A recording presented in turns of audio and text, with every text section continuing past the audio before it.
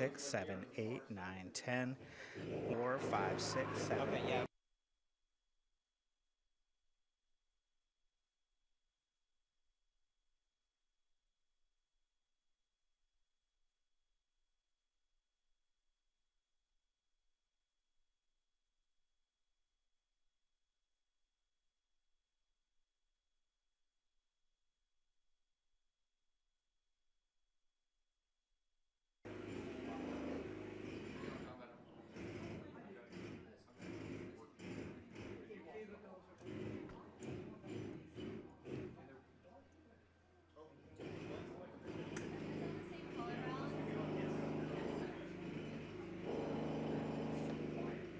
Hello?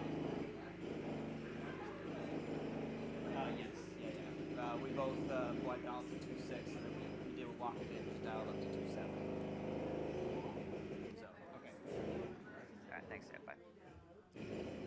Sorry, Mike, so you did say you can have the president. It's Yeah. Mullen's first Yeah, cabinet oh yeah, meeting? absolutely. Oh, So beautiful. that's Mullen's Okay, chair right amazing. there. Perfect. All right. And then he'll get everyone else. That's perfect. Yeah. Especially the jackhammer. That's especially perfect.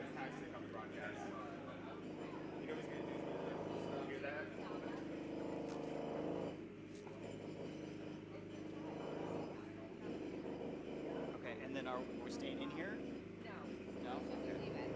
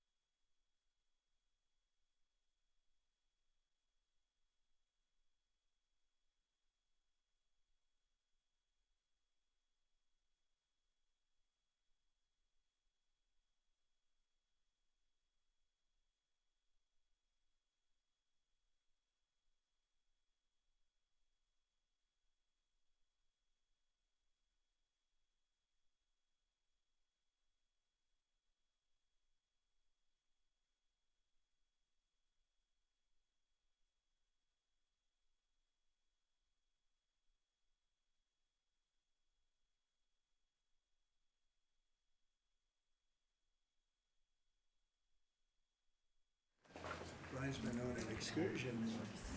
Okay.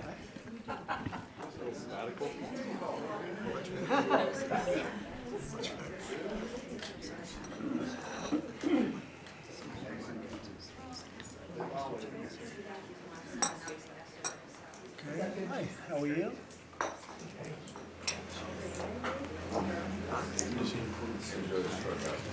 Are you all ready? A lot of media, as usual.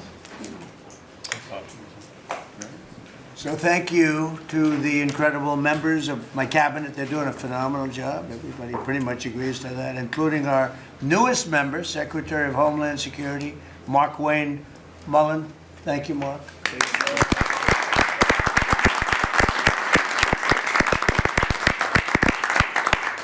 And we all know him very well, and he was a very popular senator, a very effective senator. Effective probably being the more important word. JD, don't you think? Yes, sir. And we wish you a lot of luck. Thank you. I think you do fantastically well. Congratulations to you. You have an amazing family that were here yesterday in the Oval, sworn in. His family's amazing, so thank you very much. We're now on day 41 of the disgraceful Democrat shutdown of Mark Wayne's department. Congratulations. We came into a department that shut down by the radical Democrats, right? But Democrats are really punishing the American people. I saw it today on one of the shows where they were interviewing people at the airport, and they're all angry at the Democrats. They're saying they're actually angry at Schumer. I didn't think anyone knew his name. One woman said, that Schumer is disgraceful. He's a disgrace to our country. But they're angry at the Democrats. They know what's happening. But they're punishing the American people, including travelers at airports, all in the quest to return to open borders and give amnesty to illegal alien criminals. They want to give amnesty to some of the criminals that came into our country, just about all of them, actually, if you look at it. They love sanctuary cities, which is a sanctuary for criminals. They want to make sure they're taken care of. That's what we're fighting about. That's really what they're fighting. They don't talk about that, but that's what they're fighting about. They want to protect criminals. In many cases, 11,888 murders. Many of them, I will say, are gone now. Because of us, we got them out. But still have some left. Should have never happened, should have never been allowed to come into our country. But we're not going to let it happen. We're not going to let the Democrats get away with this stuff, and people are wise to them. So they need to end the shutdown immediately, or we'll have to take some very drastic measures. This morning, I want to give an update on the Operation Epic Fury, which is an appropriate name because we are absolutely obliterating them. Over the past 3 weeks, we've been hitting Iran's military capabilities at a level that few people have ever seen before. People never knew there was such a capability. We have the strongest military anywhere in the world by far. I built it during my first administration, and I used it during my second administration. Unfortunately, because I'd rather not have to use it. But it's a display of force and precision and skill like nothing the world has really witnessed, although you get a pretty good witnessing of it in Venezuela also. And that was a smaller version of what we're doing now. We're crushing their missiles and drone stockpiles, destroying their defense industrial base. We've wiped out their Navy completely, their Air Force completely. We've wiped out a large percentage of their missiles, and the missile launchers. Without the launchers, the missiles don't do any good. And we've knocked out probably close to 90% of the launchers, probably more than 90% of the missiles themselves. Between some they fired and more than they fired, we knocked out. We've also destroyed a lot of the factories. We're continuing to do that, but a lot of the factories where they manufacture the drones and the missiles. The drones, too, are way down, but the reason they're down is they go one way and they don't come back, because for the most part, we're shooting them down. But we also are able to, we've really done tremendous damage to the places where they make them. And just so we set the record straight, because I've been watching the Wall Street Journal's fake news and all these stories that get printed like, oh, I want to make a deal. They are begging to make a deal, not me. They're begging to make a deal. And anybody that saw what was happening over there would understand why they want to make a deal. But they say, oh, we're not talking to them. Anybody would know that. And only a total fool. And they're not fools. They're very smart, actually, in a certain way. And they're great negotiators. I say they're lousy fighters, but they're great negotiators. They are begging to work out a deal. I don't know if we'll be able to do that. I don't know if we're willing to do that. They should have done that 4 weeks ago. They should have done it 2 years ago. Or they should have done it when we first came into office, because 2 years ago they had free reign under Biden. Sleepy Joe, worst president in the history of our country. What he allowed to happen to our country at the borders, and even with a thing like this. But not just him. Every president for 47 years, every president should have done this. They should have done it a long time ago, because you cannot give lunatics a nuclear weapon, and they would have had a big one. It stopped really when we did the B-2, but even before that, the Barack Hussein Obama, what he did where he gave them the Iran nuclear deal, gave them free will toward a nuclear weapon. Basically, he chose Iran over Israel and others that didn't want him to do it. But I terminated that deal. Had I not terminated that deal, you would have had a nuclear weapon years ago, and it would have been used, guaranteed. And one of the reasons you know about the guarantee is because their neighbors were sort of like bystanders. They weren't involved very much. They didn't choose heavy sides. They didn't want to, because people were concerned with Iran. There was a big black cloud over the Middle East. They were concerned, but all of a sudden the war starts, and they start shooting at these five, in particular, 5 countries. They start shooting at Qatar, Saudi Arabia, UAE, Kuwait, Oman. They start shooting at them, and everybody was shocked, including us. You know why? Because they're sick, and they had a plan to take over the Middle East. And some of those missiles that were shot at them were locked long before we even started this process. They were locked and loaded and aimed at those countries. They wanted to take over the Middle East. But we happened to come along, so it wasn't so easy. So right now their Navy is sunk in the largest elimination of a foreign Navy that has taken place, maybe ever, but certainly since World War II. Their Air Force is gone. Their anti-aircraft and communications capabilities are totally dismantled. And one of the problems they do have when they deal with us is we deal with people, and the people aren't able to communicate with anybody else. So, you know, because all of their leadership has been gone. The first level is gone, and they met to pick a new level, and they're gone. They're all gone because they didn't make a deal, and because they're sick people. They're really sick. They're really sinister, sick people.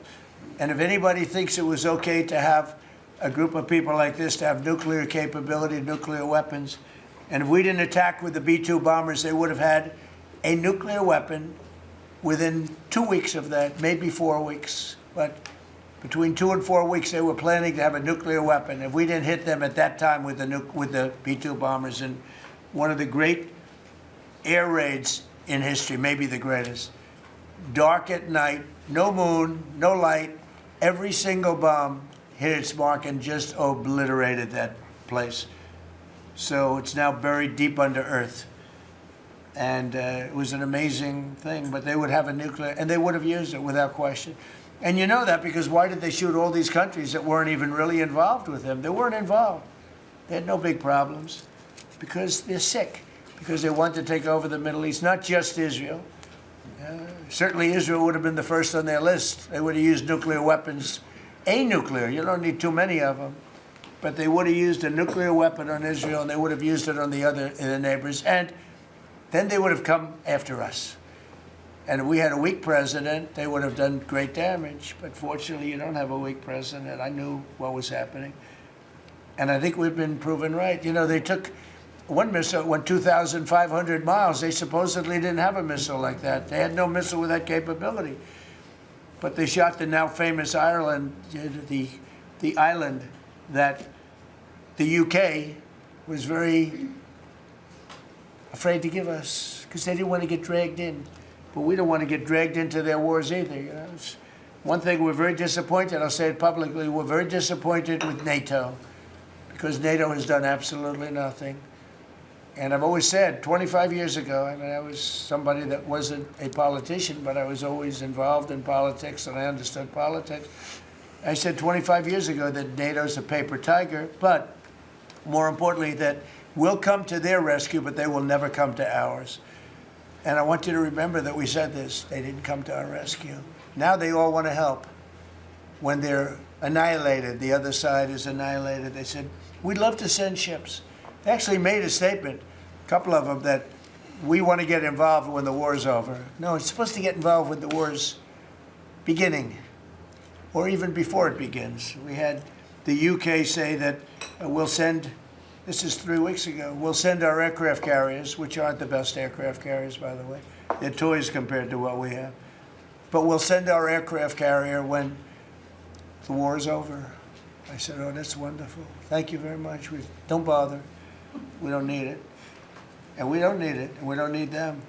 We estimated it would take approximately 4 to 6 weeks to achieve our mission, and we're way ahead of schedule. If you look at what we've done in terms of the destruction of that country, I mean, we're way ahead. Think of it. They have no Navy, and they had good ships. 154 ships have been shot down and are resting very nicely at the bottom of the sea. And we did that in a matter of less than a week. Because we have the greatest military in the world by far, nobody even close. So we estimated it would take approximately 4 to 6 weeks to achieve our mission. 26 days in, we're extremely, really a lot ahead of schedule. The Iranian regime is now admitting to itself that they have been decisively defeated. They're saying to people, this is a disaster. They know it. That's why they're talking to us. They wouldn't talk otherwise. But they're talking to us because they've got a disaster in their hands. They're defeated. They can't make a comeback. We're free to roam over their cities and towns and destroy all of their crazy nuclear weapons and missiles and drones that they're building. Oh, we're doing that. They now have a chance to make a deal, but that's up to them. And they'll tell you, we're not negotiating. We will not negotiate. Of course they're negotiating. They've been obliterated. Who wouldn't negotiate? They are begging to make a deal. We'll see if we can make the right deal. And if they make the right deal, then the strait will open up. Hormuz Strait will open up. And even now, we don't know if there are any mines. You know, they have 22 they call mine droppers.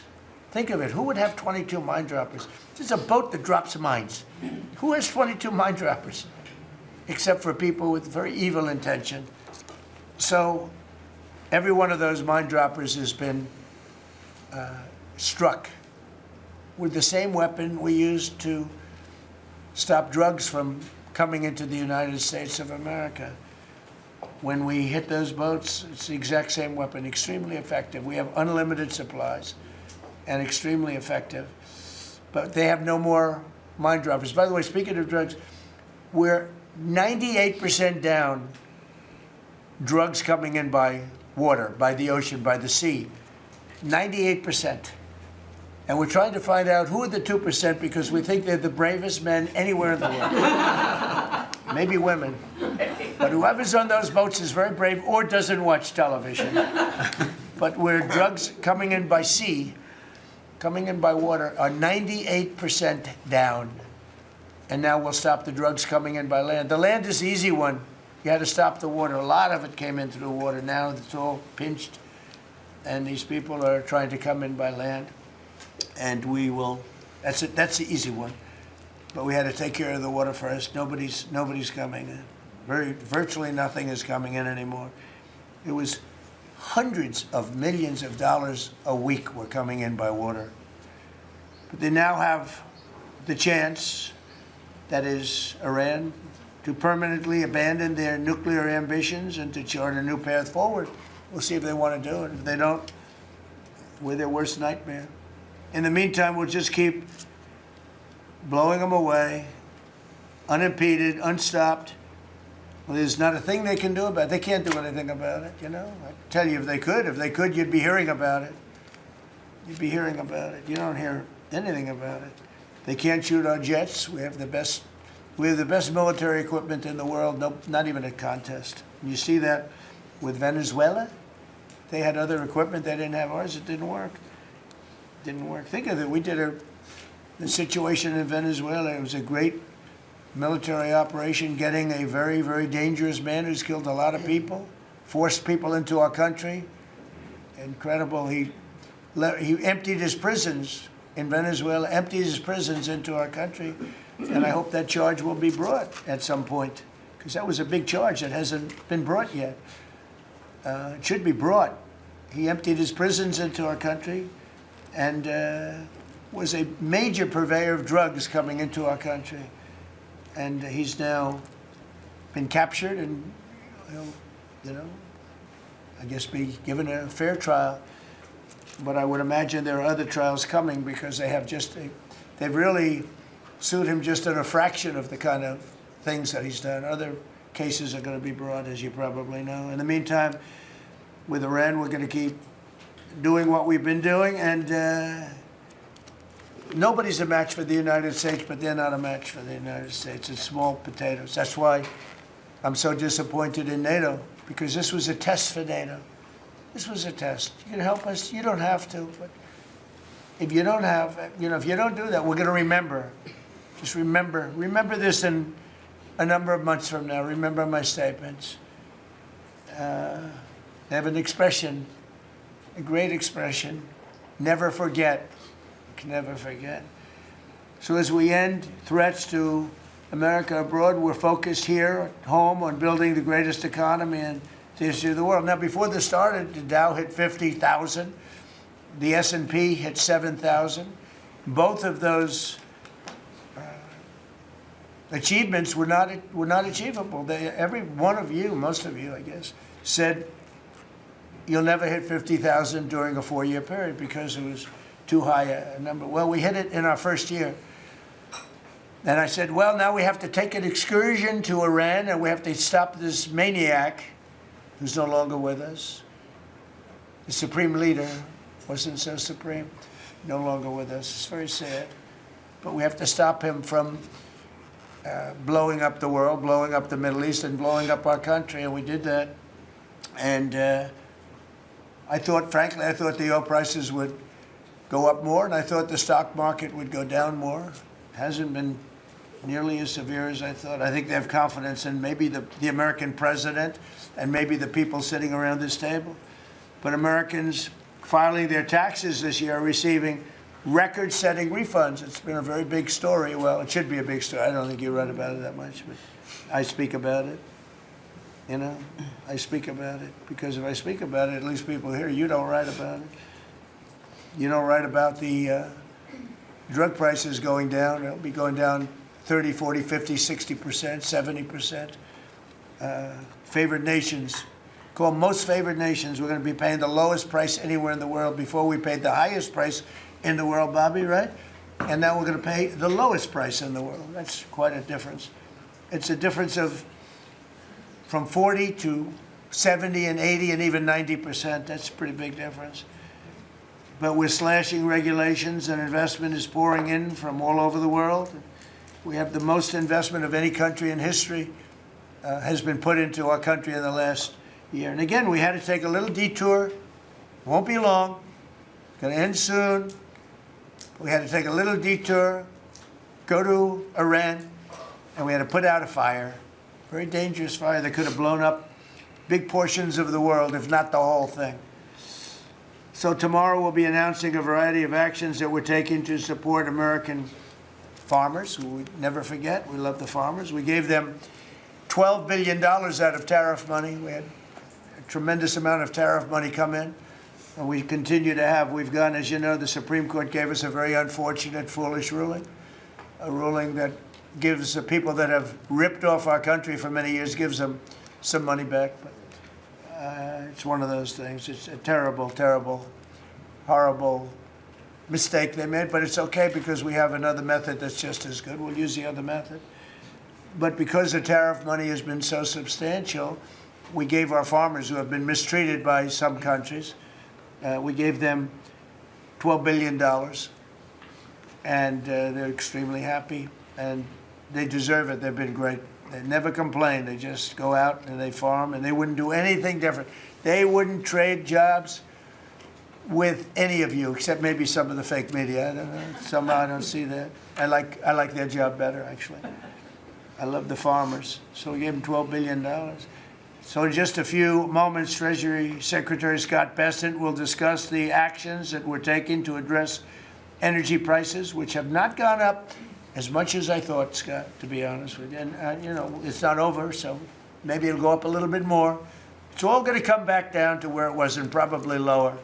And my predictions have been right. Trump was right about everything. They have a new hat. Trump was right about everything. It's pretty right. But Scott's going to address that. And I think before we go very much further, I want to ask Vice President J.D. Vance to say a few words about where we are with the situation he's involved with Steve and with Jared on negotiations. And then some of the others will speak. We'll have Marco say a few words. Pete Hegseth, who was born for this role. I mean, he's doing a great job. They gave him a hard time. And now people, I'll tell you, somebody came up to me yesterday, gave you a very hard time, said, you know, I made a mistake. Pete Hegseth is doing a good job. So when I tell you who, you're not even going to believe it. He said Hegseth. He gave you such a nasty hard time. But you're doing great. And then Steve is going to speak, and Scott will speak last. And if we have any questions, we'll take some questions. You may have questions. I doubt it, but you may have some. So, J.D., please. Yes, sir. Well, thank you. It's good to see everybody. Proud to be part of this team. Proud to be serving the president of the country.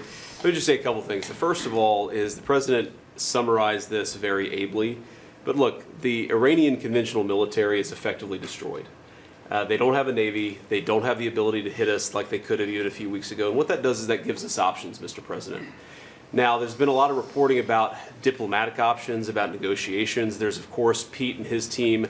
There are further military options. But what we have now that we didn't have when the president took over just a little over a year ago is the ability to use every tool at our disposal to ensure that Iran doesn't get a nuclear weapon. Because when I say options, I think it's important the American people know options for what? And it's options to ensure that Iran never has a nuclear weapon. You talk about people who walk into a crowded supermarket and have a vest on, and they blow up the vest and a couple of people get killed, and that's a terrible tragedy. What happens when what's on the vest is not something that can kill a couple of people, but can kill many, many tens of thousands of people? That is the most important American national security objective that exists for any administration at any time, is you don't want the worst people in the world to have a nuclear weapon. That's why the president is doing this. That's why the president cares so much about this particular issue. I'll let Steve talk a little bit about the details of the negotiation, but the last thing I'll say before I turn it over to Marco is I'm very mindful, of course, that we have a lot of folks overseas fighting very ably for the United States of America. I know Pete and the whole team, we're very proud of them, but they're fighting at a time where we are about to enter as Christians the most important week of the Christian calendar, the Holy Week that celebrates the return of Jesus Christ to Jerusalem. And so I want to say to all of my fellow American Christians, but particularly those serving in the Gulf, that I wish you all a very blessed Easter, a very blessed Holy Week, and we continue to stand behind you and continue to support you every step of the way. Thank you, sir. Thank you very much. Marco? The most important job any president has is to keep the American people safe. And every president says it, but we have a president that means it and does something about it. As the president outlined very clearly to the world on the night this operation began, Iran has been at war with the United States for 47 years. For 47 years, Iran has been killing Americans and attacking Americans across this planet. And other presidents had an opportunity to do something about it. And they all warned about how Iran was dangerous, but they refused to act. And this president's not someone that's going to refuse to act. He's not going to leave a danger like this in place. He's going to address it, and that is what he is doing. From the very first night of this operation, the president made it very clear. People like this, and now what I'm talking about is not the people of Iran. The people that run this country are radical Shia clerics. These are religious fanatics. Look what they are doing now. At their weakest point, this is the weakest Iran has ever been, and look at what they're doing. They're attacking embassies. They're attacking hotels. Imagine what these people would do if they had a nuclear weapon. That is an unacceptable risk for the world. By the way, the president's not just doing a favor to the United States and to our people. This is for the world.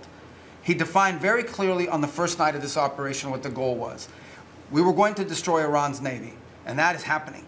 We were going to, if it hasn't already happened, I'll let Pete speak to the specifics of it. We were going to destroy their missile launching capabilities. We're well on our way to achieving that goal. We were going to destroy the factories so they couldn't make more missiles and more drones, and that is moving forward.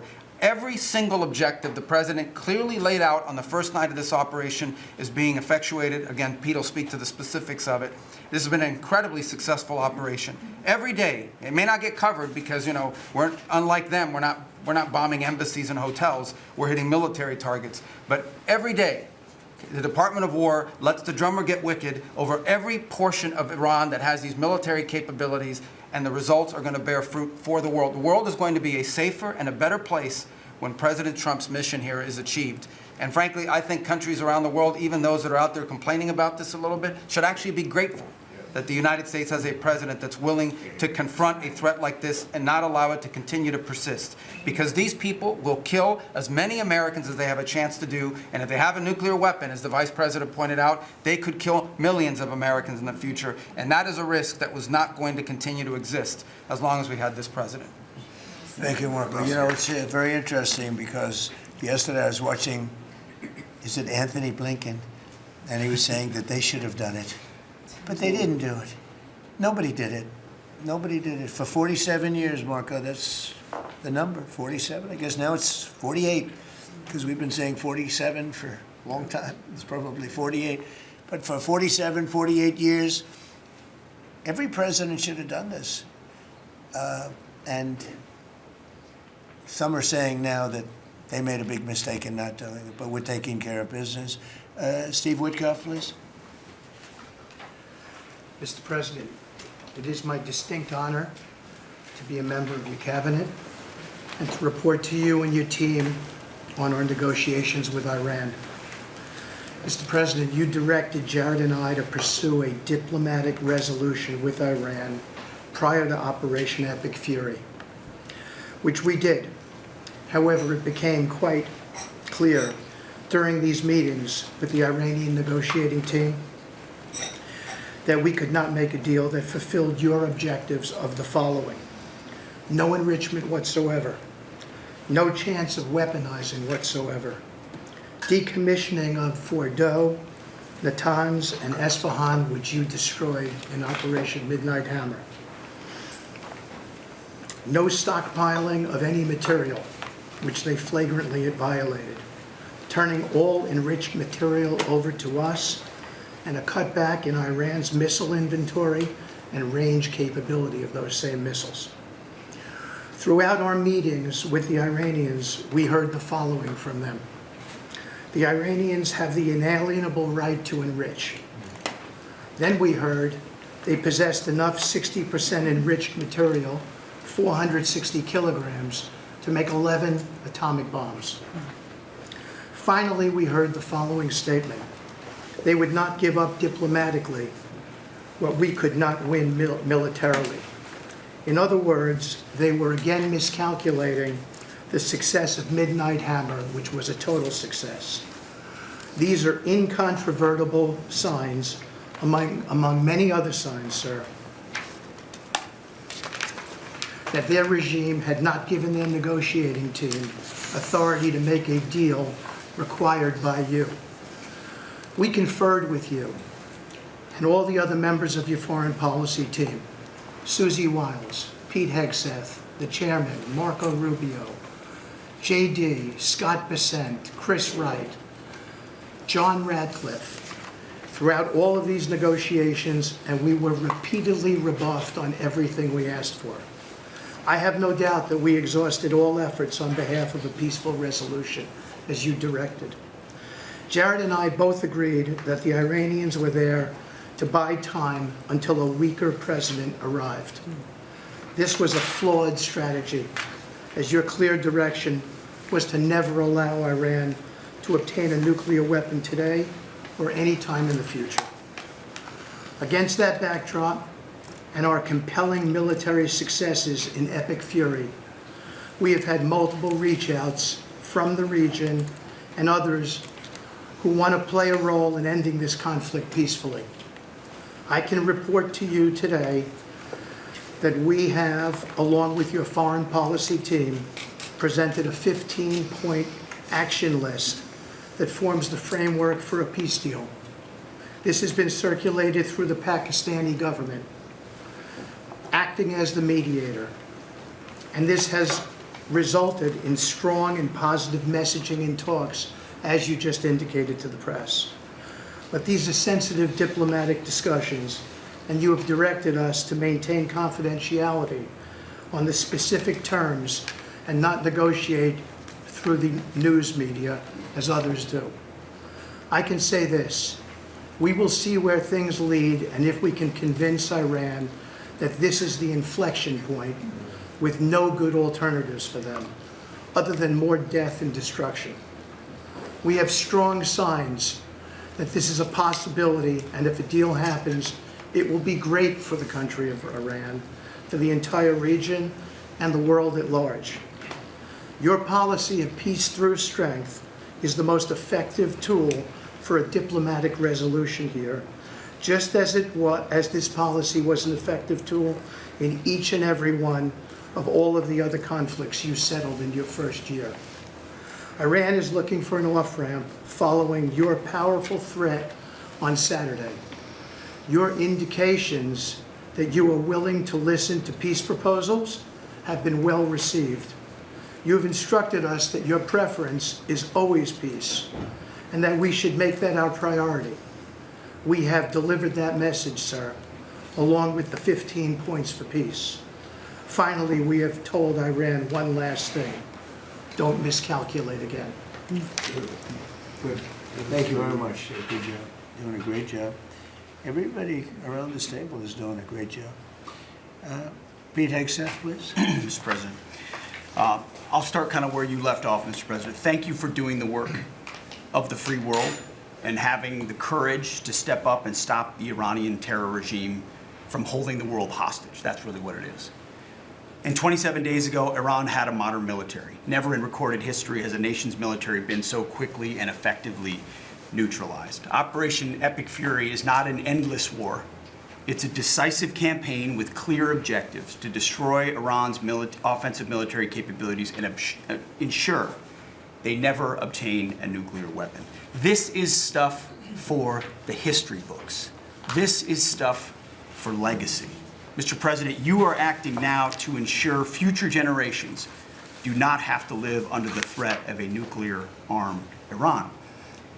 However, you wouldn't know it if you listened to the dishonest hate Trump media, as you referenced. The folks here in the room, these cameras, they have a choice. You're either informing the American people of the truth or you're not. Because I hear it from my people every day. Behind every headline you write, there's a helicopter crew in the air.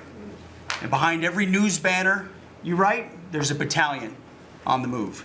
And behind every fake news story, there's an F-35 pilot executing a dangerous mission. My message to the media is get it right.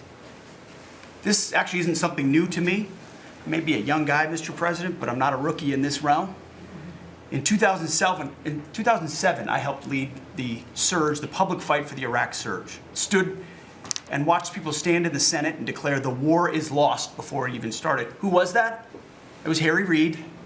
That was the Democrats and the media working hand in glove. Back then, it was 3 years into a war. Now we're 3 weeks into an operation. But see, unlike Iraq, this isn't a tie. This is not parity. This is not chaos. This is success, pure American success, on plan, and as the president said, ahead of pace. Over 10,000 enemy targets destroyed, over 140, I think now you're right, Mr. President, over 150 naval vessels sunk, underground facilities destroyed, their defense industrial base in shambles, and overnight, not only do they not have a Navy, Mr. President, they no longer have a Navy commander.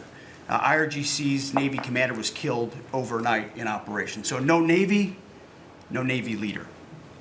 Now that here's the thing about the media, though. If President Trump had not acted, you'd be screaming, why not? And now that he has taken decisive action, you're asking, well, why did you? It's the same old tired playbook, TDS in your DNA. but the hardworking, God-fearing, patriotic Americans out there know better. And you alluded to this, President Obama, Mr. President. Here's a fact that you don't hear on your networks, but we know. Many of the Iranian military factories and bases that we're systematically destroying were paid for by the pallets of American cash that Barack Obama flew into Tehran under the Iran deal. You might call it an inconvenient truth. Iran took our money and turned it into weapons and bunkers and ammo. And now we're destroying those weapons, and you're righting, Mr. President, that grievous wrong. And make no mistake, we had to act. And our objectives are clear. No nukes, no Navy, and a complete dismantling of their missile program and defense industrial base. And as Marco pointed out, that mission, and the VP as well, has not changed since day one. Yet, 2 days ago, they shot 2 failed missiles on a target 4,000 kilometers away. For years, they told the world that their missiles could only range 2 kilometers. Surprise. Yet again, Iran lied. And to the world, I say London is 4,000 kilometers from Iran. Washington, D.C. is 3,300 kilometers from Venezuela, another country President Trump did something about that partnered for a long time with Iran. So you're telling us that Iran is not a threat to the world or to the U.S. President Trump knows better. And here's what success actually looks like right now. You mentioned it, Mr. President. A-10 Warthogs, if you know them, you love them, and Apache helicopter gunships are flying strike missions inside Iranian airspace and throughout the Strait of Hormuz at will. See, you only send these slow, low-flying, close air support platforms when the enemy has no meaningful air defenses left. Their presence is proof that Iran's air defenses are gone. Their command and control is shattered, their top leaders hiding in underground bunkers, while their mid-level commanders are being crushed in the field. The morale of their fighters plummeting, and we see that disconnect daily. They're privately admitting, as you said, Mr. President, very heavy losses. We know that. President Trump has given us a clear mission. Our capabilities are only going up and Iran's are plummeting. We are here to win, and we're full speed ahead. So, Steve, we appreciate your efforts. We pray for a deal, and we welcome a deal. And we have the ultimate deal maker to make it happen. But in the meantime, as I said yesterday, the Department of War will continue negotiating with bombs. War is negotiation by other means. And finally, I want to thank our incredible troops, our pilots, crews, sailors, refuelers, air defenders, the absolute best of America, the real 1% of our country. This president, President Trump, has your back. And I know this cabinet prays for you every single day. And we ask the American people to do the same as they continue in this mission. God bless. Thank you. Thank you very much. It's great. I think before I ask Scott to say a couple of words, it would be great if people like the mayor of Chicago and the governor of Illinois would say, please come in and stop the crime. A beautiful young lady was killed the other day, and the father was a very good friend of Dan Scavino, and he took it very hard. Dan took it very hard, like the father, friends. They grew up together, and it's a young lady whose life would be saved if we did what we did as an example in Washington, D.C., which is now a safe city. All the time, people come up to me in the building, people that work here, they say, thank you so much. I know immediately what they're talking about. They're able to walk to work. They walk to work. You all walk to work. Some of you were mugged. I know you told me stories. Some of you were mugged. One person in particular was viciously mugged. In the group right here, it's not happening anymore. You have a safe city. Louisiana, the governor of Louisiana called me, can you help me with New Orleans? They just had the Mardi Gras. He said it was the safest Mardi Gras we've ever had. Sounds terrible to say. No murders.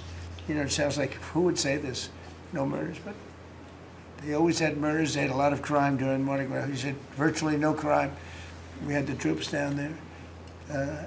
Memphis, Tennessee, I just got back. We were there. Crime is down 75%. in a short period of time. We're there 5 months. We could do that for Chicago. We could do that for New York. We could do that for LA. And we could do that for, frankly, San Francisco. I know they have a mayor who's trying very hard. He's a Democrat, but he's trying very hard. But we can do it much more effectively because he can't do what we do. He can't take people out from the city and bring them back to the country from where they came, where they were in prisons. They were allowed to go in prisons. There were drug dealers, the highest level drug dealers, murderers, 11,888 murders. We do things that they can't do. I had friends calling me up from San Francisco. Could you give him a chance? I said, absolutely. If you want him, we'll give him a chance. And he's trying. He's doing okay, but we could do much better.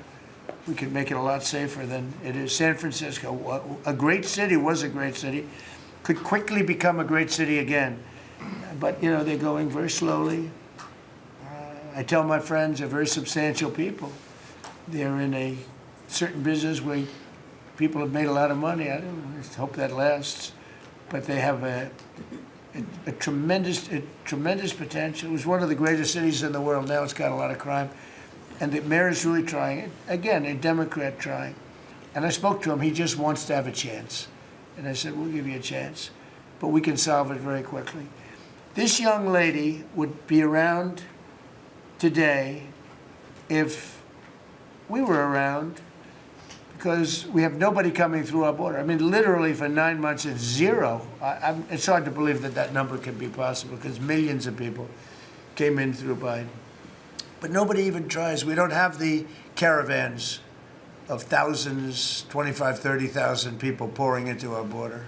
They come up in caravans. We don't have caravans anymore. There's no such thing anymore. There's a name that I think I developed, but somebody developed it, but I think it was me. I thought it was an appropriate name. Thousands of people would come up and just barge into our country, totally unchecked, totally unvetted.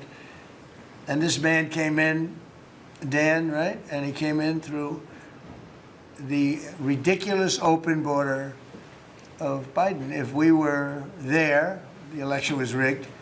What are you going to do? Came back, big comeback. But if we were there, we wouldn't have had people coming through.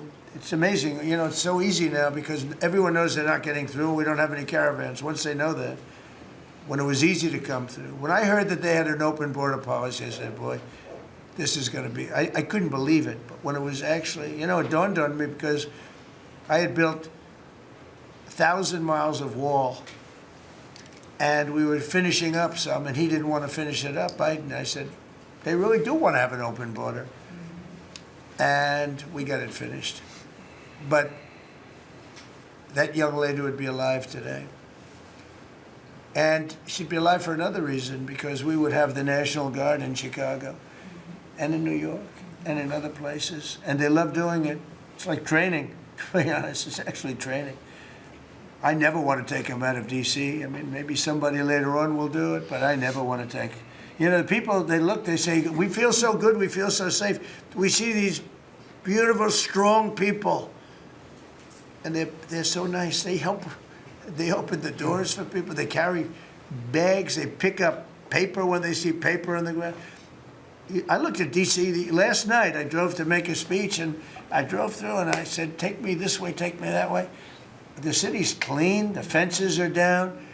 You don't have homeless all over your parks. I mean, we had parks. There was no room for anything else other than homeless. It's all clean and nice. And it'll be even more beautiful in a year from now. And we have some projects that are great. This ballroom is going to be something that's so beautiful for the city, so desperately needed by presidents. I mean, now it's no secret the military wanted it more than anybody. It was supposed to be secret, but it became unsecret because of people that are really unpatriotic saying things. But doesn't matter. Doesn't matter. It's going to be great. We're building an arc, a triumphal arc, which will be incredible for the city. Incredible. We're fixing up what was the Kennedy Center. You know, I was honored when the board changed the name a little bit. Actually, it shows that the Republican and the Democrats, they work together. It's really something we work together. I think it's a great symbol, actually. But we're doing a lot of work. That building's ready to fall down. It's in terrible shape. We're closing it. We're going to open it with a bang, and less than 2 years. It'll come in under budget, ahead of schedule. That's what I do. It won't be like the Federal Reserve that's costing $4 billion or something thereabouts. Think of it, $4 billion. You know, it's amazing. I said to the group before, I said, everything I do, I get sued. I build under budget, ahead of schedule. I get sued over a ballroom that's going to be the most beautiful ballroom in the country, so desperately needed. You won't have to have tents sitting on the wet White House lawn. If it rains, you get wiped out, to honor the president of China or the president of France or the president of somewhere. You can have the greatest. We get sued by the National Trust for Historic Preservation. They don't know what they're doing. Then I just found out we got sued by that group and another group, I guess, on the fixing up of again, I'll use the old name, Kennedy Center, because they're not fixing up Trump Kennedy. It's going to be beautiful when you add the name Trump, but we got sued, and all I'm doing is fixing it up. We're fixing broken marble. We're putting on a roof because it leaks like a sieve. We're fixing steel that's broken. It's the same building, same exact building. We're fixing it's going to be beautiful. It's going to be so beautiful and safe. It's actually unsafe. You had some of those columns on the outside that were painted a fake gold. Now we painted them a beautiful white color, beautiful cream white. It's beautiful. Everyone said it's so much more beautiful now. Instead of a cheap, you can't imitate gold. See, I'm a gold person. It's all real stuff. You can't imitate it. Someday they'll discover a paint that will look like gold, and the guy's going to be the richest man in the world. But you can't imitate real gold. It just doesn't. That's 24 karat, which is what this building deserves. But think of it. I get sued because I'm fixing up the Trump Kennedy Center. We're going to make it gorgeous and safe. We're fixing new windows, new this, but just all fix up. I got sued by preservationists. But you know who they didn't sue? The man that took this beautiful Federal Reserve building. That's small, much smaller than the hotel I built. I built the Waldorf Astoria Hotel down the road. And it was a beautiful job for $201 million. It's bigger, I think, than the Federal Reserve building. And it's got rooms and bathrooms, and it's not like just an open office space, which is much cheaper to build. Think of this. I hear he's going to be over $4 billion for a little building. He doesn't get sued by anybody but me. I sue because it's either somebody's very crooked, which has to be, because what happened to all that money? You can't sue. I would have done that building for $25 million. It's going to cost maybe $4 billion, and we have a great new person coming in to take over the Fed. And Kevin may not ever have an office, because I don't know if they're going to be able to build. I passed that building the other day. It's a see-through. You know what see-through means? There's no walls up. And they're going to spend. But the National Trust for Historic Preservation, which is a joke, by the way, they didn't sue that building. They didn't sue anybody. But they sue me, and I build. And by the way, my buildings, it's all donations.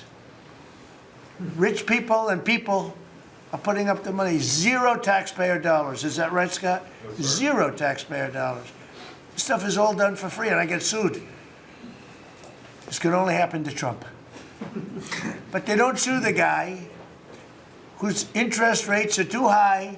That's why we call him Too Late. His name is Jerome Powell. We call him Jerome Too Late Powell. And done a terrible job.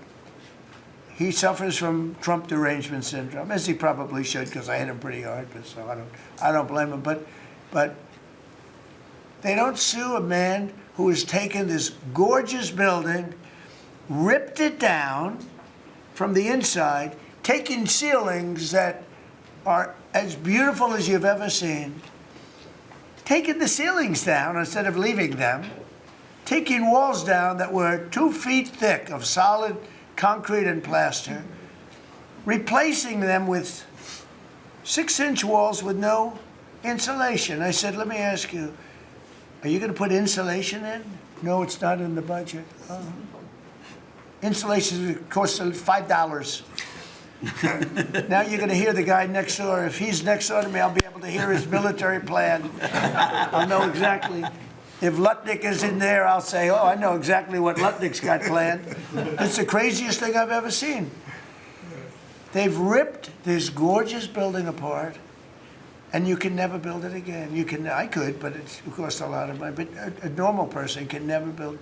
So you're going to have crummy little walls, a flat little ceiling eventually, but right now you don't have anything. And nobody sues this guy.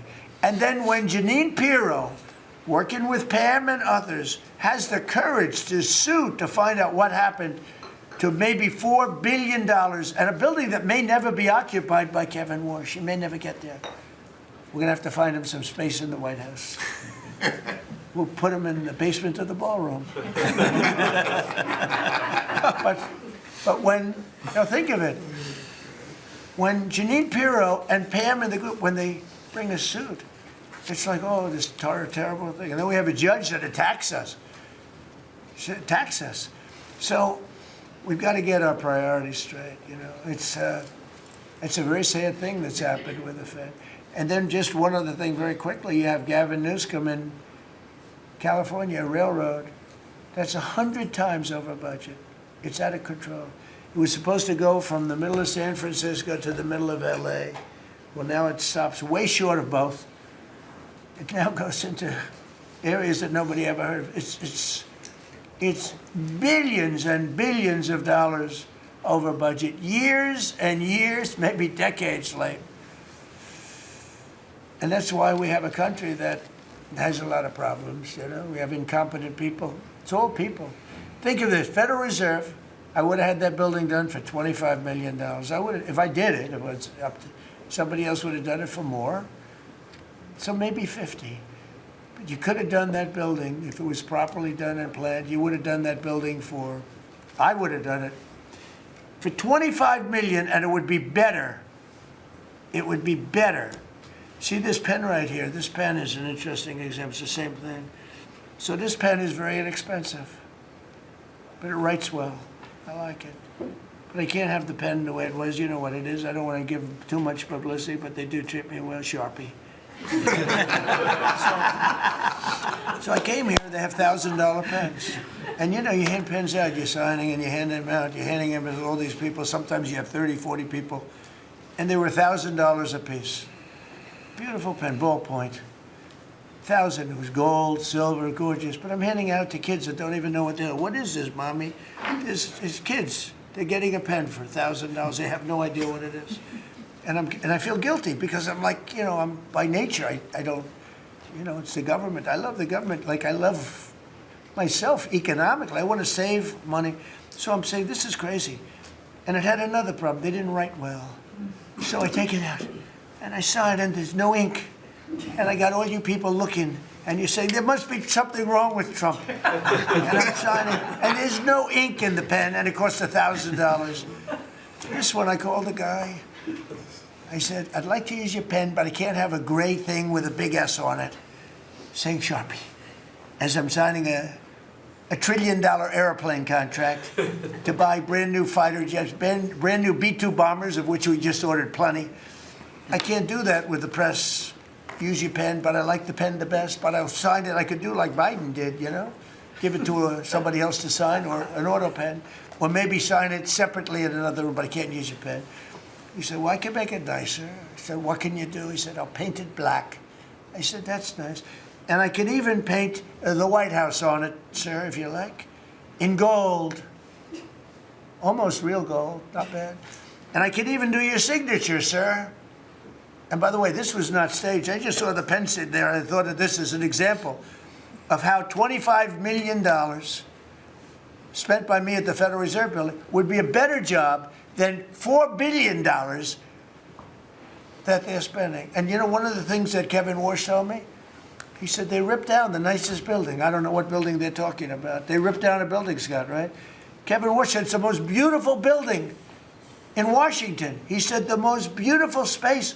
They ripped it down. Why did they do that? I don't know. Do you know what he's talking about? Is it true? Yes, sir. They ripped it down. We have a moron at the Fed. Who wouldn't be lowering interest rates right now? But I want to thank Janine Pirro and Pam and her group for having the courage to bring this suit. And I believe that the contractor on that job is probably one of the richest men in the country right now. I believe that it's not possible to spend that kind of money. 3 billion, 4 billion, nobody knows, nobody has any idea what it is. But it's over 3 billion, and it's probably going to be over 4 billion by the time they finish. And it may never get finished. Unless I take it over, I'll get it finished. But it can never be what it was. It's never going to have those beautiful ceilings. It's never going to have those incredible walls. The walls were 1.5 feet thick of solid masonry. They ripped them down for no reason. And I just give you the story. And just to finish on this one, so I told that story to somebody and said, yeah, but it's not the same thing. I said, you're right. This one is better. It writes. So the guy said to me, you don't have to pay me, sir. I'll give them to you for nothing. I said, no, I don't want that. Let me pay you. I want to pay you. No, sir, you don't have to. You're the President of the United States. He was shocked. The head of Sharpie gets a call. I don't even know who the hell he is. He said, is this really the President? He said, no, you don't have to pay me, sir. This is such an honor. I said, nope, I want to pay you. He said, what would you like to pay? I said, how about $5 a pen? He said, that's all right, whatever the hell we agreed to. Peanuts. As opposed to 1,000. And these were $1,000 pens. And we were giving them out. Sometimes, you know, you were there for signings. I'd have 30, 40 people standing behind me. I'd give out 40 pens to people. Then somebody would say, could I have a couple extra? This way, I'd go like this. Here, you want 5? Here, take 5. But the bottom line is, they're better pens. It's a business story. So for $5, could be 0, but for $5, I get a much better pen than for $1,000. And I can hand them out. And actually, they become hot as a pistol. So what can I tell you? With that, could I give it to, please, a man who's done a great job at Treasury, Scott? Good luck, Scott. Well, sir, as always, you're a tough act to follow, but that is very illustrative.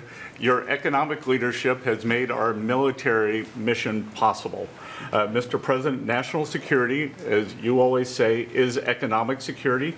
Your leadership has shown the American people that there is no prosperity without security. That our mighty military on one side, but the U.S. economic strength is fighting off this evil regime. The Iranians believe they are fighting a two-front war. It is the military war that our great warriors are prosecuting, but on the other side, they are trying to take control of the global economy through a choke point that we believe does not exist and that we will overcome. Your historic Operation Epic Fury seized a generational opportunity to demolish a regime that has coordinated over 4 decades of global terror and claimed thousands of American lives. Many people, especially the Democrats, underestimate the will of the American people for short-term volatility for 50 years of safety that we are going to have on the other side of this. And I believe energy prices will be lower, inflation will be lower before we had the appearance of security, which is not real security. Now, the American people and the world will have absolute security. Through your maximum pressure campaign, Treasury has worked to uncover all financial lifelines through the regime and cut them off. You gave that order last March. This was not something that happened overnight. This is something that has been contemplated for almost a year. The Iranian financial system collapsed in December. We have systematically weakened Iran's ability to fund operations and procure weapons, and that required months of preparations. Threats to American national security have no place in the global economic system. The oil market is well supplied. We have taken actions to ensure oil supplies stranded at sea are made available to the global market. Your bold actions like the Development Finance Corporation's Maritime Reinsurance Program in conjunction with Central Command will soon provide shippers through the Gulf region with a level of security we had never seen before. Mr. President, We are starting to see more and more movement in and out of the Gulf today, and this is more than yesterday, and this is the beginning. I am confident that shipping traffic will continue to increase on a daily basis, even before we secure the straits. Turning to the home front, the U.S. economy remains strong. We had a strong economy thanks to you. We are the best insulated in the world thanks to your energy efforts in term 1 and term 2. The U.S. is an energy superpower. American workers' purchasing power is finally being restored. The latest figures indicate robust real compensation increases. We are starting to see the working family tax cuts benefits bearing fruit this tax season. 44% of tax returns have claimed at least one of your signature policies: no tax on tips, no tax on overtime, no tax on Social Security, deductibility of auto loans. The average tax refund is up more than 10% for working Americans. The economy you vitalized through your pro-growth policies is well positioned to withstand these temporary disruptions. The United States dollar has reasserted itself as a safe haven asset. The U.S. dollar has appreciated since the hostilities began because everyone knows, thanks to your efforts, the U.S. economy is the best position in the world and capital is flowing in. Efforts to reprioritize economic security are ensuring the United States remains secure, resilient, and prepared for the challenges ahead. As we approach the 250th anniversary, America will never be safer and more secure militarily and economically. Thank you. I just want to ask you a question. Is this guy Central Casting? I'm looking at him. I'm in Treasury. He might not be so good for war. I don't know. Pretty good. No, I'm looking pretty good too. I'm looking at this guy. He's Central Casting. Even the glasses are perfect. Where do you get those glasses? I think I'm going to get glasses. That's beautiful. Great job. That's really good. No, he's done a great job, and you all have. Proud of you all. Do you have any questions? Yes, Mr. President, are you going to go in for the uranium? Like, how do you secure Iran and... Let's assume I was or I wasn't. Why would I ever answer a question? Can you accomplish your What goals kind of a without question? Am I going to go in for the... Oh, yeah, I'm going in. We're going in tomorrow at 3 o'clock. How could you possibly ask a question like that and expect an answer? I don't know. But I don't know. I think you're a friendly person, too. It's just such a ridiculous question. Mr. President, yes, Mr. President. Please. Thank you, Mr. President. There's been a report that potentially the U.S. is looking at diverting some munitions, air defenses that were meant for Ukraine to the Middle East. Is there any accuracy to that? Is that something you're considering? Well, I'd have to ask you, but we do that all the time. You know, we have tremendous amounts of ammunition. We have them in other countries, like in Germany and all over Europe. We have, you know, we're packed. And sometimes we take from one and we use for another. We help Ukraine. Biden started, and he gave $350 billion away, too much, way too much. And we sell it now to NATO. We sell it to NATO, and they probably give it to Ukraine, mostly, I think. They give it to Ukraine, but we get paid for everything that we give. We don't give anything anymore. That's a tough situation, that whole Ukraine situation, very, very tough. We're working very hard on getting that one solved. It doesn't have any impact on us, virtually nothing. In fact, if anything, I mean, we sell a lot of equipment for that unfortunate war. 25,000 people died last month, 25,000, so mostly soldiers. Some in the towns, but for the most part, soldiers. They're dying. Nobody's seen anything like it since World War II. It's a terrible situation, and hopefully that's going to get settled. You know, I settled 8 wars. And many of them, I think, were more difficult than this one. In theory, they were more difficult, but there's tremendous hatred between President Putin and President Zelensky. Tremendous hatred. I've seen it before, but I've never seen it maybe to this extent. And I think that's calming down a little bit, and I think we have a chance of getting it done. But it doesn't affect us. Thousands of miles away. That's why when I heard the head of Germany say, this is not our war, about Iran, I said, well, Ukraine's not our war. We helped, but Ukraine's not our war. I thought it was a very inappropriate statement to make. But he made it. You can't erase it. But he felt that way. I said, well, you know, Ukraine's not our war. And it's not, but I would like to see all those young people stop being killed. I mean, they're being killed. It's like a slaughterhouse. What's happening there is horrible. 25,000 on average. 2 months ago, was 31,000 people died in 1 month, Marco, right?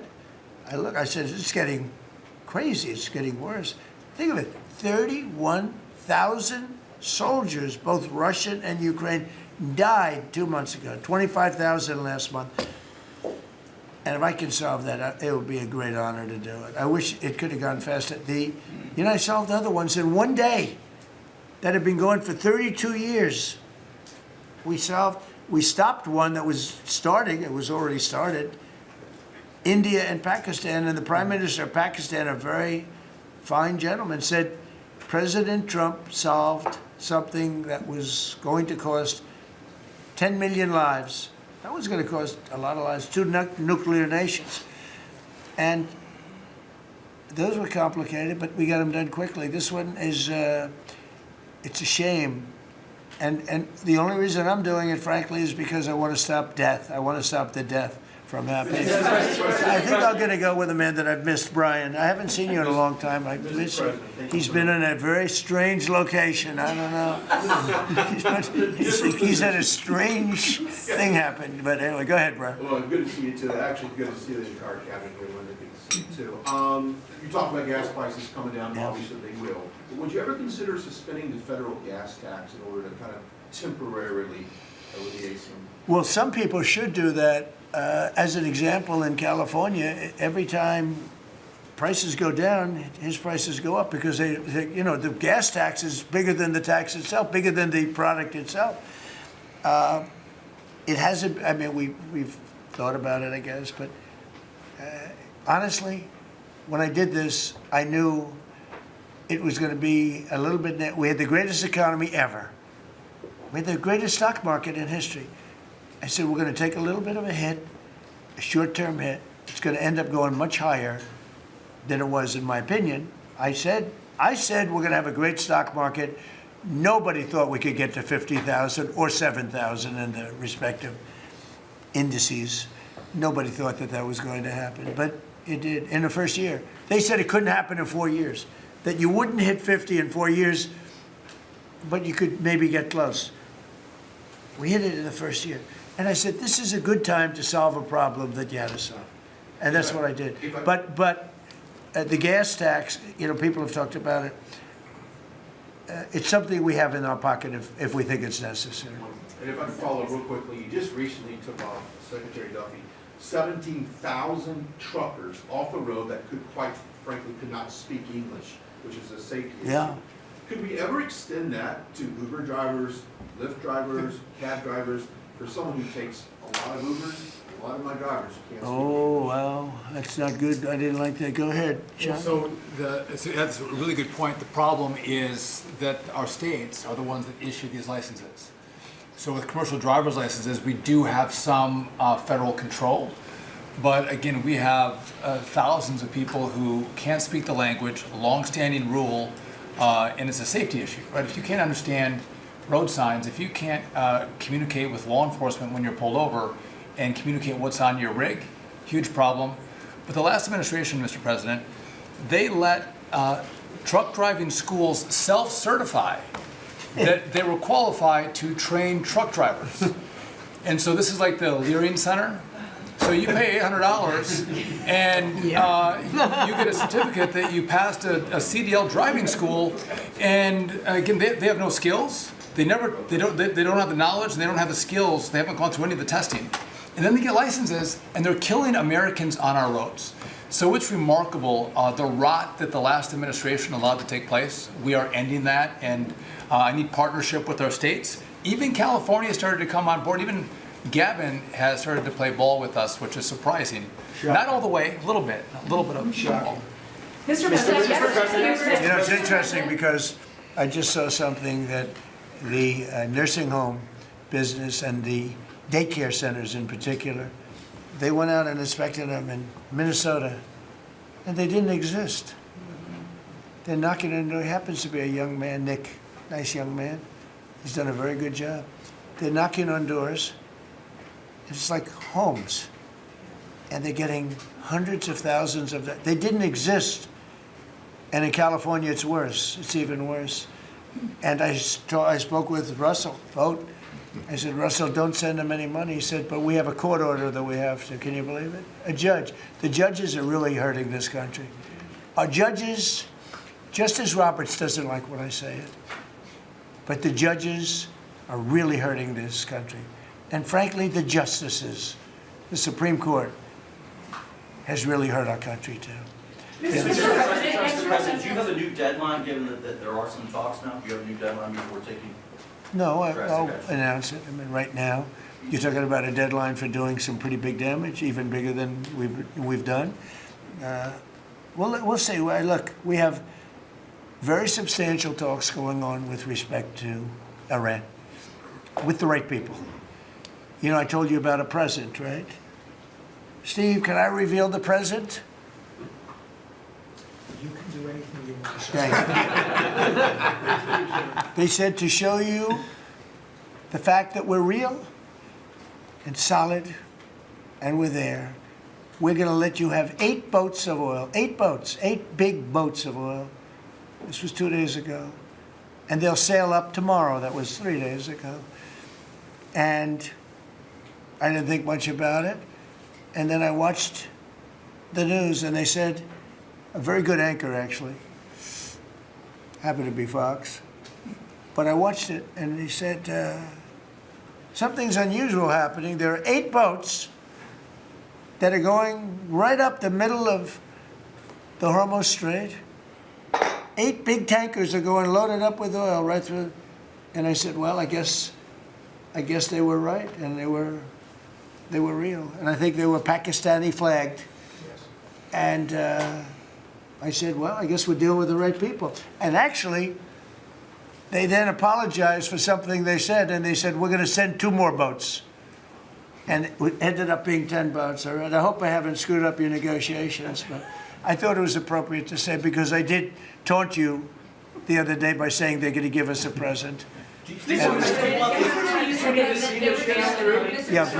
illegal immigrants who were arrested at San Francisco airport for ignoring deportation orders. At the same time, as you highlighted, really great reception from American travelers for ICE agents. Is there a PR aspect of this that can allow future deportations to go on with less protesting, less outrage? Yeah, it's amazing, because by putting ICE there, look, the press was very unfair to ICE. So was everyone else. These are great American patriots. They have a tough job. They have to find murderers and take them out of our country. I wouldn't want to do it. You wouldn't want to do it. Most people wouldn't want to do it. They do it. And, 11,888 murderers. And that's murderers. That's not drug dealers. That's not lots of other things. It's not people from mental institutions. Entire jail populations were released from major countries and let into our country through the open border.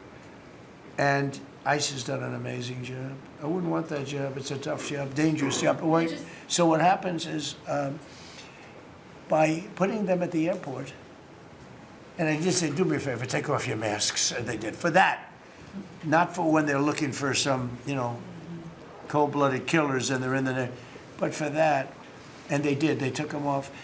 And the passengers, I see the interviews of people, they're saying, these are nice people. One person said, he's a very strong man, but he's a nice guy. He grabbed my bag. He helped a woman with a bag that she couldn't lift. And I'll tell you, I don't want to use the word rehab because there was nothing to rehab, but rehab from the press, because the press is so tough on them. And these crooks in Minnesota, these crooked politicians and dirty cops. They're dirty cops, they're dirty politicians. Waltz is a dirty, crooked politician. The Attorney General is a crooked guy. He's no investigations, and I hope JD's going to do a great job. He's in charge of it now with somebody who's very talented. But I think it's easy stuff. They say $19 billion, think of it, is missing. $19 billion. If we would solve half of the fraud problem, Pam, in this country, we would have more than a balanced budget. We'd have a surplus. And in the case of Minnesota, it's very Somalia-oriented. Think of it, these people come from a crooked country, disgusting country, one of the worst countries in the world, acknowledged to be one of the worst countries in the world. Some people say it's the worst. They have no money, they have nothing. They come to our country, low IQs, and they rob us blind. Stupid people. And they rob us blind because we have crooked politicians and we have dirty cops. The Attorney General's a dirty cop. It's my opinion. It's only my opinion. And something should be done about him. Let's see what kind of job he Mr. President, can do. yesterday you said that you hate mail-in ballots. Excuse me? Should Iran be able to charge a toll for the Strait of Hormuz? They're charging some vessels to go through. Oh, yeah. Well, should they be able to? I mean, they shouldn't be able to, but they're doing it a little bit. I don't look. Their capability is a lot less than it was 2 weeks ago, and with every week and every day, frankly, it gets less and less. All I can tell you is they're begging to make a deal. So let's see what happens. We may make a deal. Tell me about mail-in ballots. Go ahead. You mean I used a mail-in ballot? You probably said, yeah, I did. Why did You know use what? that? Is Because there I'm a president of the United States, and because of the fact that I'm president of the United States, I did a mail-in ballot for elections that took place in Florida, because I felt I should be here instead of being in the beautiful sunshine But you taking. were in Palm Beach, sir, the last few weekends. That's right, and Could you have gone in I person? decided that I was going to vote by mail-in ballot because I couldn't be there, because I had a lot of different things. But you know, we have exceptions for mail-in ballots. You do know that, right? So if you're away, we have an exception. If you're in the military, we have an exception. If you're on a business trip, we have an exception. If you're disabled, we have an exception. And if you're ill, if you're not feeling good, whatever. So I was away, mostly in Washington, D.C., so I used a mail-in ballot. But I appreciate the question, because I know it was so well-meaning. Yeah. Mr. President, I actually just looked up the company that owns Sharpie, and they stock turned positive after you mentioned it.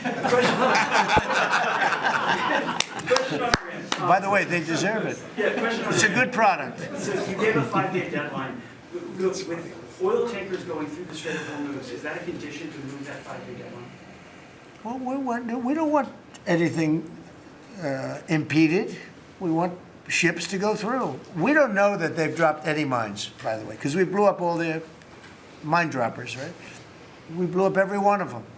They're going to have to take them out on a rowboat or something. I don't know how the hell they get them out there, but we don't really know. You might speak to it. We don't know. There could be a few of them out there, but that's a lot. You know, if you have $1 billion ship and you get hit by a mine, it's not the greatest thing in the world. So if you think, the problem with that, that's not like you've decimated a military. If you think there may be a mine, that's a bad thought, and it stops things up. How are we doing in that regard, Peter? Mr. President, you're right. We have so heavily degraded their coastal defense capabilities and their naval capabilities that any strategic or operational attempts to do those types of things are extremely limited. And we continue to move over the top of that. Now, whether Iran makes a wise choice or not to try to execute that is part of how this deal comes together. But with every passing day, the military pressure that we're putting on them lessens their ability to really hold that militarily at issue. I mean, the problem with the issue of the Hormuz Straits is this. We've decimated them as a military. No Air Force, no Navy, very few rockets left. We blew up so many. Hard to manufacture them. Same thing with drones. The leadership is gone. The problem with the Straits is this. Let's say we do a great job. We say we got 99%. 1% is unacceptable, because 1% is a missile going into the hull of a ship that cost $1 billion, right? So 1% is we can't. If we do a 99% decimation, that's no good. So it's really, you know, a little bit. But I have a feeling it's going to clean up pretty quickly. I could just say this: they want to make, and I probably hurt our little negotiation. It gives them a little impetus to say, well, I wish you didn't say that. But they said yesterday that we weren't negotiating with them, and now they admit that we were negotiating with them. So they want to make a deal. The reason they want to make a deal is they have been just beat to shit. So are you thinking of taking control of Iran's oil? It's an option. I mean, I wouldn't talk about it, but it's an option. Is that something you thought about? Well, in Venezuela, we've done very well working with Venezuela, certainly. And we've taken in billions and billions of dollars. And by the way, Venezuela is doing better right now than they've ever done in the history of their country. And it's sort of like a joint venture. But the United States has made a lot of money, Marco, right? With it. Do you want to talk about that for a second? About Venezuela? Yeah. Yeah, I mean, I think Venezuela in the first 2 months of this year generated more revenue from oil sales than they had most of all of last year. But the money's not being stolen anymore. And it's being held in a U.S. Treasury blocked account. And to the extent it's flowing to the Venezuelan government, it's going to help people, like fund hospitals, pay teachers. It's not And we being get a stolen. lot of it. And they got more than they have in many years. Think of it. We get a lot of it. We have a deal. We get a lot of it. We had 100 million, think of this, 100 million barrels we took in the first 2 weeks. 100 million barrels. That's a lot of oil. It's a lot of ships. And we got some and they got some. We paid for the ships. A lot of money left over. And Venezuela has done better now with us. Call it a partner, call it whatever you want. We've made a lot of money, and they've made a lot of money. We've paid for the cost of that military hit many, many times over. And we've only just started. Our relationship with Venezuela has been amazing. The people, actually, I'm the highest polling person. And in other words, after the presidency, I think I may go to Venezuela and run for president against Delcy. I may run against Delcy.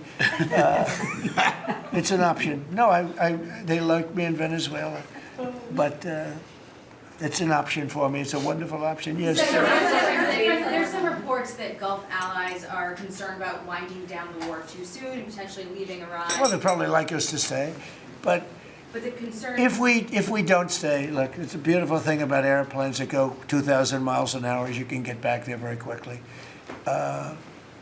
If we don't stay, we're going to be protecting them. We know, they've been very good. Hey, Qatar, Saudi Arabia, in particular, Qatar, Saudi Arabia, UAE, the three of them, Kuwait, Bahrain, they've been 100%. Now, in all fairness, they could have gone the other way. They were surprisingly missiled. They were shot at. Nobody ever thought they'd be shot at. UAE had 1,400 missiles aimed at them. Fortunately, they had the greatest anti-missile weapon in history called the Patriot. Almost every single missile was shot down. We had an incident recently where 101 missiles were shot at a certain thing that we own that's very valuable. 101 missiles going 2,000 miles an hour. Out of the 101 missiles, every single one of them was shot down in midair and fell into the ocean. It's amazing technology. There's nobody has equipment like we have. Is it even possible to wipe down the war while Iran still has that enriched uranium? Is it even possible Well, to you're wipe down? going to have to see, but, I think we're in just very good shape. We're roaming, you know what we're doing? You know the word roaming free? We're over their skies with the most beautiful planes you've ever seen. Roaming free, there's not a damn thing they can do about it. And it would be nice if, like the fake news New York Times, which writes so fake, and the Wall Street Journal is terrible, terrible. I mean, I read a story today that I'm desperate to make a deal. If I was desperate, he'd be the first to know. Pete, let's get the hell out of there. I'm the opposite of desperate. I don't care. I want to know. In fact, we have other targets we want to hit before we leave. We're hitting them on a daily basis. No, I don't talk about you. I can't talk about specifics. A lot of people say that wouldn't matter. Maybe it does matter. Who knows? But I wouldn't talk. It's like the question this young lady asked. Sorry about I embarrassed her. I don't want to embarrass you because I think I think she's a friendly reporter, so I'm sorry. But I can't say what we're going to do because if I did, I wouldn't be sitting here for long. They'd probably, what is it called, the 25th Amendment? They'd institute the 25th Amendment, which they didn't do with Biden, which is shocking. The hard question is Venezuela safe enough to leave the region? Because Steve said that they've got enough uranium to make 11 bombs. That's a very scary thing. So, well, again, I can't talk to you about that. Okay. You're asking me a question. You're essentially saying, will I go in and do something? I can't talk to you about that. Mr. President, you're European looking at a coalition of ships to help, warships to help Yeah. protect tankers. How close are you to getting that coalition? Well, we have a coalition for them, but they should have been up here a long time ago. And you know, they're affected. The amazing thing is we don't need the Hormuz Strait. We don't need it. We don't need it at all. We have so much oil. Our country is not affected by this. We have twice the amount of oil as Saudi Arabia or Russia, and soon it'll be 3 times the amount. Chris, do you want to speak to that for a second? Yeah, that's correct. Our total oil production is greater than Saudi Arabia's plus Russia, and more than we consume in the United States. So we're the largest. Pretty good. Pretty You know what they call it? Drill, baby, drill. Mr. President, Anything else you want to say?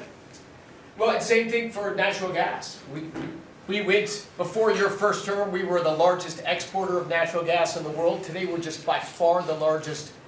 I mean, we're the largest importer, now we're by far the largest exporter, and it's growing rapidly this year. New facilities are coming online, new production's ramping up. We're doing an amazing job. We're getting a lot of help from that man right over there. He's getting approvals done quickly and very environmental. He's an environmentalist, actually. He does a great job, but he gives you a fast approval or rejection.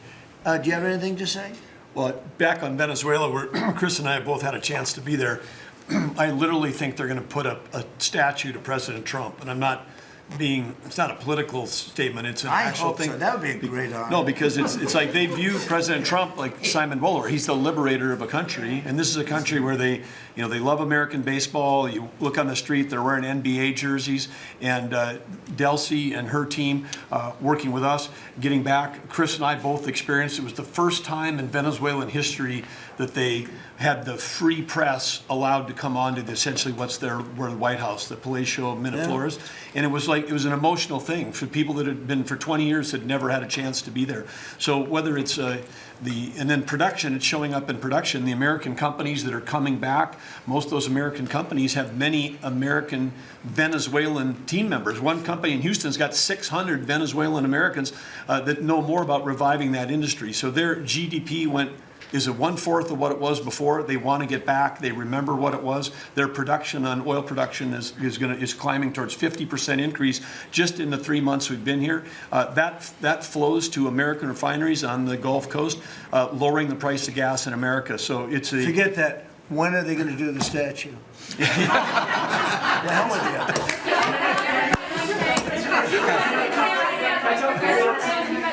Thank you. You've been really honest about how disappointed you are in Sir Keir Starmer, particularly in relation to Iran. So I'm curious about your phone calls with him, how easy they might be. And also, were you surprised by... Are we talking about Starmer? Yes. And are you surprised by how weak... I think he's a lovely man. I do. I think he's a lovely man. But I think he did something that was shocking. He didn't want to help us. And maybe in particular that country, we were the longest bond, the longest ally. Australia, too. Australia was not great. I was a little surprised by Australia. I wouldn't say anybody was great, other than the 5 countries in the Middle East. We never really had very much support. We spend trillions of dollars supporting countries, and this is Little League. This isn't the big league deal. This is sort of Little League pool for us. This was look, we decimated them in a period of a week. In the first week, it was over. In the first few days, it was over. I think the Navy took us 3 days to essentially annihilate it. They weren't there. So if there's ever a big one, which I hope there's not, but if there's ever a big one, I don't think they're going to be there. And that's not fair. And we have to remember that as a country, because we spend trillions of dollars protecting Europe, protecting the countries of NATO. They weren't there for us. For small time. This is small time. You know what? Venezuela is a big deal, but it's not the big one. They weren't there. So what makes you think they'd be there if we needed them for something? And your prime minister was not there, as you know. He was there after we won. He said, we'd like to send some ships. I said, we already won. We don't need them anymore. But can you explain why he was reluctant to help? Why he what? Why he was reluctant to help with Iran? He didn't have to. I didn't ask him. I just said, just tell me no. I mean, we're always going to be there, or at least we were. I don't know about anymore, to be honest with you. I would have to be honest. We were always there when they needed help.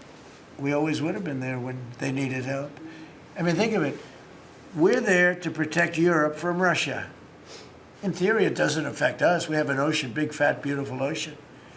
But we're there to protect NATO, to protect them from Russia. But they're not there to protect us. It's ridiculous. It doesn't make sense. I tell you, a lot of people were big NATO people.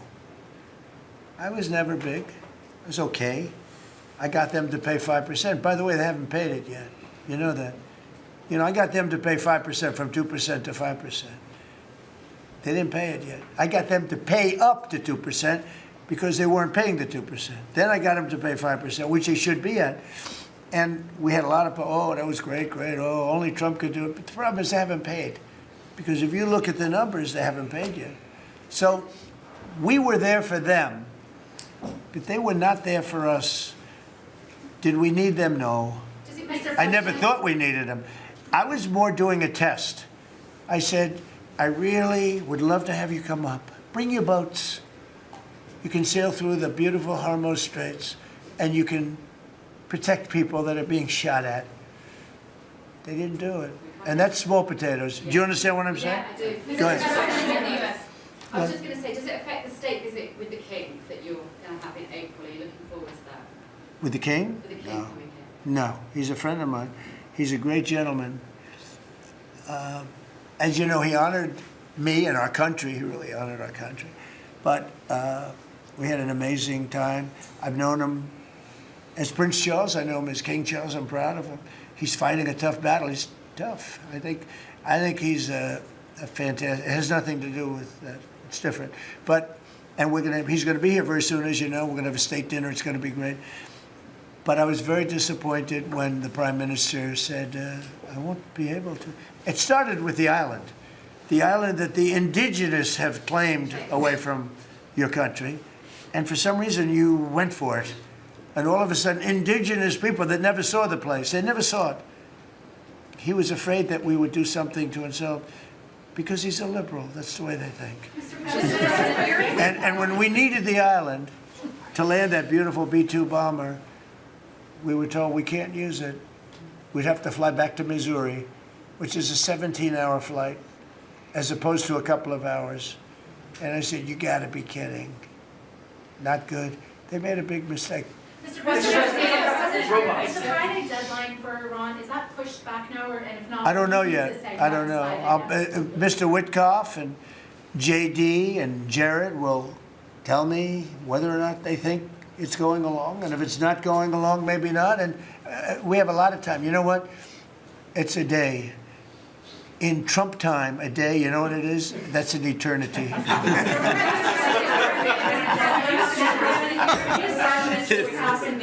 Say it, what? European Parliament just passed a major deportation plan. Some of the tenets of it are that member states can deport rejected asylum seekers to third countries regardless of whether they have a connection to it.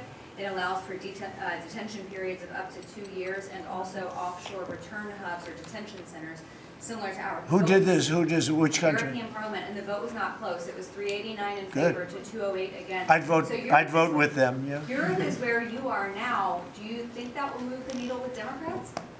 I don't care about the Democrats. The Democrats hate our country. The Democrats are in chaos right now. And they have no common sense. You know, they have one quality that's amazing. They stick together. And it's harder because they stick together in a ridiculous policy like men playing in women's sports, open borders for everybody, including murderers and anybody else that want it. We're open to you. Come in, murderers. You know why they do that? They do that for a couple of reasons, but they do it for votes because they think they're going to vote for the Democrats. Even though I did great with the Hispanic vote, tremendous with the Hispanic vote. You know, I turned that whole thing around. The Hispanics like me and I like them. And you know, it's interesting with the Hispanics. When I built the wall, everybody said, oh, that's going to ruin us for the Hispanic. It was just the opposite. They know all about immigration, and they know all about death and crime, and they're smart people, and they have common sense. They wanted to be protected from the people that were coming into our country. So, you know, I won the election with a very tremendous Hispanic vote, and I think it's higher now than it was then. So, We're a party of common sense. The Democrats are a party of insanity. They're a party that will destroy our country. If I didn't win this election, I believe our country would have been destroyed by now. 1 year, that's all it would have taken. If you had Kamala or Sleepy Joe, either one, it wouldn't have mattered. They're the same thing. Two sleepy people, two stupid people. I believe, and by the way, Gavin Newsom, who is one of the candidates, I believe he took himself out of the running when he says he suffers from mental disability. And a reporter said it was terrible that I talked that way about somebody with mental disability. I said, I have no problem with it, but I don't want a person with mental disability to be my president. I mean, you don't want to have a person with mental disability being your president. And Gavin Newsom said that he can't read a speech. He can't do almost anything. And then he said he's as dumb as all the people in the room. And he got accused of being a racist, which was an amazing thing. I thought it was the worst interview I've ever seen anybody give. He's actually a very stupid person. So I believe he's out of the running. I think that that statement, that interview, he admitted that he's a stupid person. I don't want a stupid person being president. You know, I'll say it right now. I say it because no press never reports it. I'm the only president that ever took a cognitive test. I took it 3 times. It's actually a very hard test for a lot of people. It wasn't hard for me, but it's a cognitive test. It starts off with an easy question, and by the time you get to the middle, it gets tougher. By the time you get to the end, very few people can answer those questions. They get very tough, mathematical equations and things. I took it 3 times. I aced it all 3 times in front of numerous doctors that I have no idea who they are. And I was told when I went in, they said, Doc Ronnie told me this. My current doctors were fantastic doctors. They said, well, if you take it, you know, it's Walter Reed. It's essentially a public hospital. And if you do badly, it's probably going to get out. But I aced it. I got them all right. And one doctor said, I've never seen anybody get them all right. I've been doing the test for 20 years.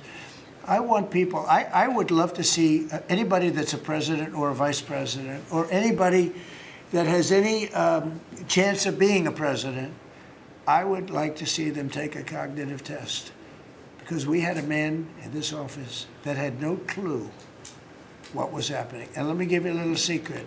He wasn't a smart man 30 years ago. And I'll tell you about President Obama. He wasn't a smart man either. I know all about him. He wasn't a smart man, highly overrated. He was a great divider. And our country can't go through that anymore, can't go through. We have done an amazing job. I had to do a little stopover. I call it an excursion. I had to do a little stopover in Iran, and we had to knock the hell out of them because our country would not have been safe. The world wouldn't have been safe. I've done a great favor for the world. The world has not been reciprocal, because when I told NATO, where we give billions and billions of dollars, trillions over the years, I said, do you mind coming up and giving us a little hand with the streets? Send up some. They didn't want to get involved. And I believe that's going to cost them dearly. Thank you very much, everybody. Thank you. Thank you very much. Thank you, Mr. President. Thank you, guys. Keep moving. Thank you. Thanks. Keep moving, guys.